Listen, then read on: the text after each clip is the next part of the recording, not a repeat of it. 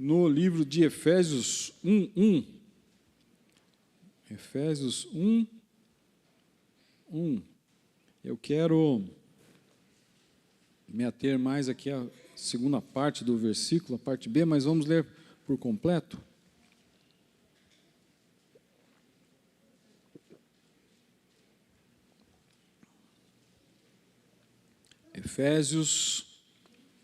Aos Efésios, capítulo 1, versículo 1 diz assim: Paulo, apóstolo de Cristo Jesus pela vontade de Deus, aos santos que vivem em Éfeso e são fiéis em Cristo Jesus. Aos santos que vivem em Éfeso e são fiéis em Cristo Jesus. Amém? Você pode se assentar. Aleluia. Tema da mensagem: chamados a viver o evangelho de poder. Chamados a viver o evangelho de poder. Aqui nesse contexto, os efésios estavam vivendo o seu primeiro amor. Paulo tinha implantado a igreja e tinha ensinado, e eles absorveram de uma forma tremenda, e eles viveram ali de uma forma intensa o evangelho, tudo aquilo que Deus revelou para eles através de Jesus Cristo. Tanto que é que em Apocalipse, o próprio Deus dá testemunho disso, quando chama a atenção deles, na carta aos Efésios, dizendo que eles deveriam voltar àquilo que eles eram, voltar à prática, a praticar o primeiro amor, as obras que eram praticadas antes. Então isso significa para mim e para você, nós fazemos essa leitura de que houve um esfriamento ao longo do tempo, um abandono das práticas que foram impulsionadas pelo primeiro amor. E isso tem alguma semelhança conosco? Tem, né? Nós, ao longo do tempo, nós vamos nos acostumando com os cultos. Aquele culto que nos impactou as pessoas quando entraram pela primeira vez e que se renderam aos pés do Senhor Jesus, aquilo acaba de maneira errada se tornando mais um culto na nossa vida, mais uma reunião, mais uma pregação, mais uma promessa que Deus está fazendo para mim, mais uma vez Deus está falando comigo. Meus irmãos, e é sobre isso que nós queremos falar nessa noite, que nós temos um chamado específico, aleluia, chamados para vivermos um evangelho de poder, amém? Aleluia. Então, eu faço uma pergunta para mim, faço essa mesma pergunta para os irmãos: o que está nos movendo neste momento, hoje? Nós estamos sendo movidos pelo quê? O que está movendo a nossa vida? Pelo quê? Para quê? E aqui nós adentramos ao texto que nós lemos, Paulo se dirigindo então aos Efésios e dizendo assim: olha, aos santos, aos separados, aos escolhidos, aleluia, glória a Deus. Meus irmãos, muitas vezes passa batido também, e as pessoas vão se esquecendo do que Deus fez na vida, esquecendo da vida miserável que tinham antigamente, e da transformação que Deus fez, e como eu disse no começo, se acostumando com os cultos, com as mensagens, com as pregações, com as revelações, com as promessas, e também esquecendo da vida que tinha antes, e não valorizando aquilo que o Senhor fez na sua vida. Então, nós vemos aqui que Paulo se dirige a pessoas e os chama de santos, de separados, de escolhidos. O que é isso? Pessoas que haviam sido transformadas pelo poder do Evangelho. Aleluia! Eu e você também podemos ser chamados hoje, se Paulo escrevesse para esta igreja, para mim, para você, para nós, aos santos, aos separados, aos escolhidos, àqueles que foram transformados pela palavra de Deus, pelo poder de Deus. Aleluia! Transformação, a capacidade de Deus de transformar radicalmente a natureza humana. Quem éramos? Eu sou uma das poucas pessoas, pastor Hudson aqui, outros aqui, que tiveram o privilégio de nascer já num lar evangélico. Num lar em que eu não tive tanto este impacto, né, de uma vida passada e de uma transformação radical na minha vida, porque eu já cresci no Evangelho. E com 5 anos, eu já estava tocando uma guitarrinha amarelinha.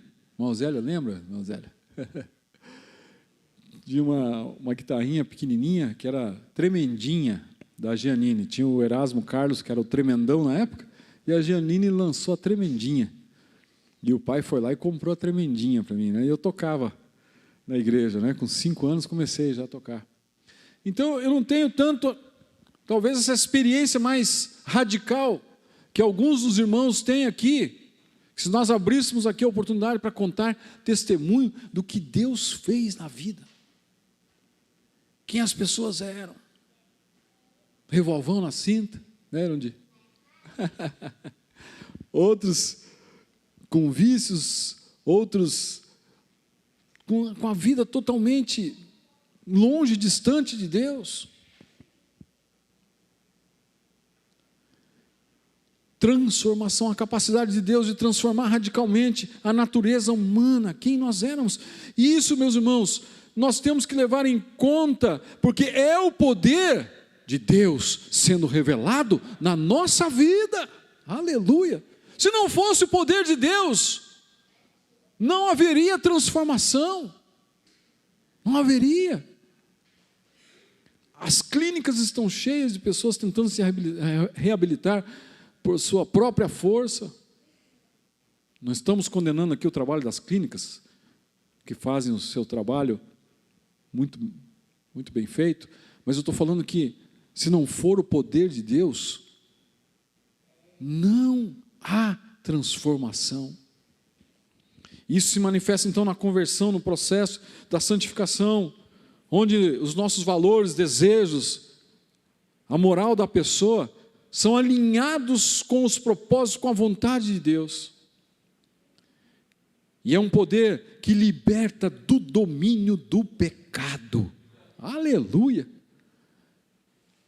Liberta do domínio do pecado. Isso é muito interessante, meus irmãos. As pessoas até tentam por si realizar alguma coisa, mas o pecado fala mais forte na vida dessas pessoas. O mundo fala mais forte. As coisas do mundo, os desejos da carne falam mais fortes, mas eu e você, nós temos este poder transformador dentro da nossa vida, aleluia, que nos liberta do pecado. E o pecado, como diz o texto, o pecado não mais terá domínio sobre vós. Então tem um hino do Ademar de Campos. E o pecado não mais terá domínio sobre vós. É isso.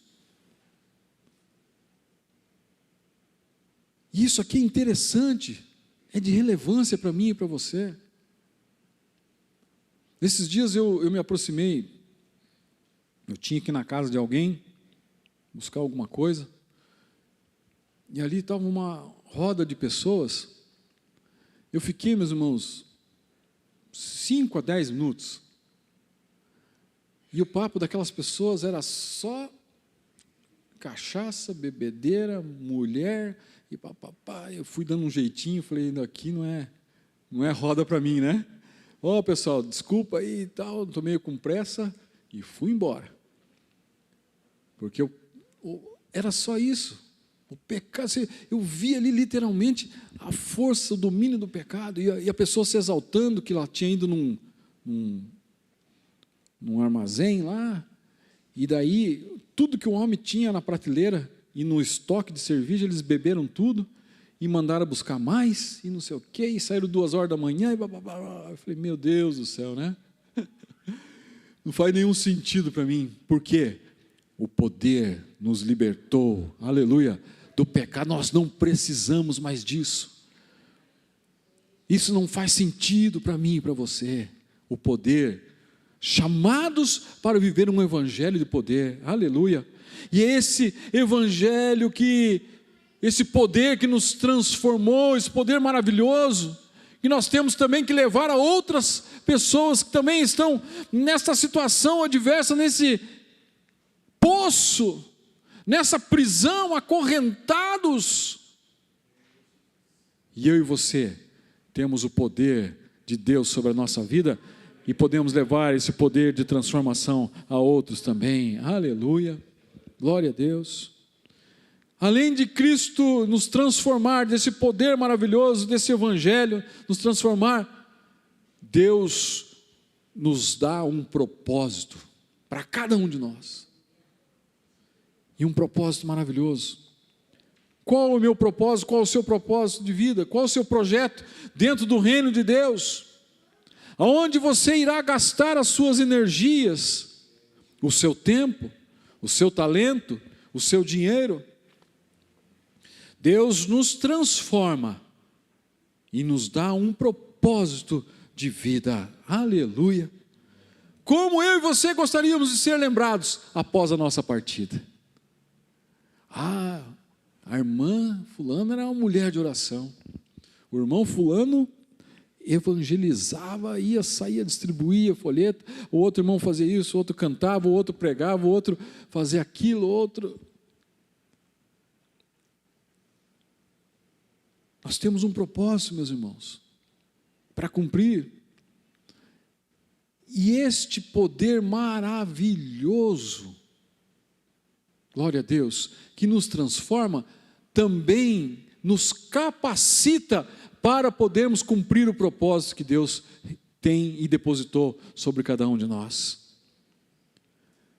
O Espírito Santo nos concede a força e dons necessários para vivermos uma vida cristã e cumprirmos a missão que nos foi dada.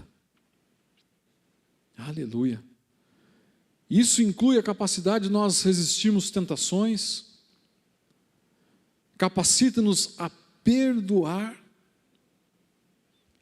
Eu assisti essa semana a algumas reportagens sobre o trágico episódio ali daquele acidente com a van, onde morreram os irmãos que estavam vindo de São Paulo. E os repórteres estavam entrevistando os familiares, os amigos que estavam ali no velório. E eles fazem de propósito, para dar uma cutucada, para ver o que sai, né, da pessoa. Aí eles, meu fulano morreu, era isso da minha família, era aquilo da minha família e tal. E o acidente foi provocado porque alguns bandidos fizeram uma ação na rodovia e abandonaram o caminhão, e aquele caminhão que ficou abandonado acabou ocasionando um acidente que morreram 6 pessoas. E ao entrevistar os familiares, o repórter perguntou: e o que vocês desejam para os bandidos que fizeram isso? Aí, sabiamente, todas as pessoas responderam, né? Eles que acertem com a justiça lá. Eu não tenho nada contra eles. Que Deus salve a vida deles, que eles possam encontrar Jesus. Mas, por mim, estão perdoados. Aí, o âncora da TV que estava apresentando, quando voltou para ele falou: isso que é ser cristão, isso que é ser crente. Olha só, consegui perdoar os bandidos que mataram o pai, a mãe, o avô. É isso, meus irmãos, O propósito de Deus nos capacita para tudo isso. O Espírito Santo nos capacita, inclui essa capacidade de nós resistirmos à tentação, o pecado, o mundo, as coisas do mundo, perdoarmos, amarmos incondicionalmente e realizar o propósito que Deus tem para a nossa vida. Aleluia. Eu fiquei esses dias, 14 dias de molho, praticamente. Alguns eu consegui dar uma trabalhada, outros não. Eu ficava vendo um monte de coisa lá, Eu estava vendo o trabalho de um pastor, e esse o Wagner vai gostar, vou mandar o link para você depois. Um pastor de Ribeirão Preto. Eu falei, mas que amor que esse rapaz tem pelas almas. Fiquei impactado com aquilo. E esse pastor pega o seu carro pela manhã, pelas ruas de Ribeirão Preto, e vai atrás dos moradores de rua. E ele para o seu carro, um carro chique, tudo banco de couro, dá para ver que é um carro bem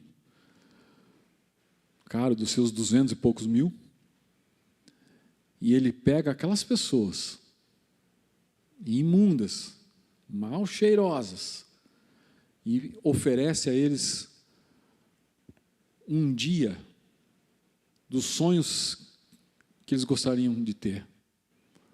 Alguns rejeitam, não querem continuar na rua, usando crack, outras drogas. Mas me chama a atenção ali, um daqueles moços falou, eu aceito. Então ele pega aquele moço do jeito que ele está ali, nas calçadas, e põe dentro do seu carro, leva para tomar banho, para cortar o cabelo, fala, que comida que você quer comer, que roupa que você gostaria de vestir, que tênis que você gostaria de ter. E vai ali e leva, logicamente, a palavra de Deus junto com aquelas ações, e depois tem os próximos episódios que você vai vendo a transformação das vidas que são ali, depois você vê o batismo das pessoas ali na igreja, e a obra maravilhosa. Eu falo assim, que amor, que paixão pelas almas. Esse é um poder, chamados a viver um evangelho de poder. Aleluia. Deus nos capacita para isso. E eu fiquei pensando, puxa, será que eu teria coragem de fazer isso? Será que eu teria? É um ponto de interrogação. Mas se nós dermos lugar ao poder de Deus, que Ele invada a nossa vida de uma forma tremenda, aleluia, nós teremos e passaremos a ter compaixão de uma forma, um amor incondicional para realizar qualquer serviço ou ministério que o Senhor colocar nas nossas mãos. Amém? Isso é um evangelho de poder. Eu não tenho, mas através do poder de Deus, Ele pode me capacitar para fazer, para ir, aleluia, glória a Deus. E quantas vidas aquele pastor tem conseguido resgatar? Quantas vidas ele tem conseguido ganhar para Jesus? Que trabalho maravilhoso. Por quê? Deus transformou a vida daquele homem, daquele pastor. Deus colocou um propósito nas mãos dele e o capacitou. E ele está fazendo aquilo que o Senhor pediu que ele fizesse, com maestria. Aleluia. Nós somos chamados para viver isso, meus irmãos. Somos chamados para viver esse evangelho de poder. Os efésios estavam ali enraizados na fé e viviam o chamado que receberam. Aleluia. Porque o evangelho ele não é parado, não é estático. O evangelho ele é dinâmico, ele é ativo. Essa é a diferença. O evangelho continua produzindo libertação, produzindo cura, produzindo salvação, produzindo milagres. O poder de Deus continua atuando, o poder de Deus continua atuante. Agora, se nós olharmos, se o evangelho, ele não é parado, ele não é estático, ele é uma coisa dinâmica, ativa. Quem estamos parados somos nós. É nós que estamos parados, estacionados. Não estamos vivendo o Evangelho verdadeiramente. O verdadeiro Evangelho é um Evangelho de ação, aleluia, impulsionado pelo poder de Deus, aleluia, glória a Deus. Porque este poder é um poder que nos sustenta, aleluia, no sentido de preservar. A força de Deus que sustenta o crente em meio a provações. Ah, mas eu não estou trabalhando, não estou fazendo, porque eu estou passando por grande prova, por grande luta. Não é pela nossa força. É exatamente o contrário. A força de Deus é que nos sustenta em meio às nossas provações, em meio aos nossos sofrimentos, em meio às nossas fraquezas. Este poder é a garantia de que, independentemente das circunstâncias, a graça de Deus é suficiente para nós. Aleluia. 2 Coríntios 12, 9 a 10, diz isso para mim e para você. Se eu e você estamos parados, é sinal de que nós estamos agindo por nossa própria conta. Porque eu e você, nós fomos chamados por Ele para viver um evangelho de poder. Aleluia! Um evangelho dinâmico, um evangelho ativo. Aleluia! Glória a Deus! Este poder também nos protege, meus irmãos. Quando nós estamos vivendo este evangelho dinâmico, de ir, de fazer, nós temos a proteção de Deus. A autoridade soberana de Deus que nos protege das forças espirituais do mal. Nós nem fazemos conta, nem conseguimos imaginar as potestades, o inimigo tentando destruir a nossa vida, tentando destruir a nossa família, tentando destruir os nossos ganhos em todas as áreas da nossa vida, tentando minar, tentando colocar pedras de tropeço. Mas nós não caímos por quê? Porque estamos vivendo um evangelho de poder. Aleluia! O poder de Deus nos sustenta das forças espirituais, do mal, dos perigos do mundo. Aleluia! É a segurança de que nada pode nos separar, aleluia, do amor de Deus. Aleluia! Glória a Deus! Somos chamados então a viver este poder sobrenatural sobre a nossa vida, esse evangelho novo a cada amanhecer. Não que o evangelho vá mudar, o evangelho não muda, a palavra de Deus é imutável, mas Deus nos convida a cada amanhecer vivermos algo novo através deste poder maravilhoso sobre a nossa vida. Um poder vivificador. O mesmo poder que quando tiraram a vida de Jesus, ao terceiro dia, este mesmo poder toca naquele corpo que estava ali, e Jesus é ressurreto, e o túmulo fica vazio. É este poder vivificador, esse mesmo poder que move entre nós, move na nossa vida.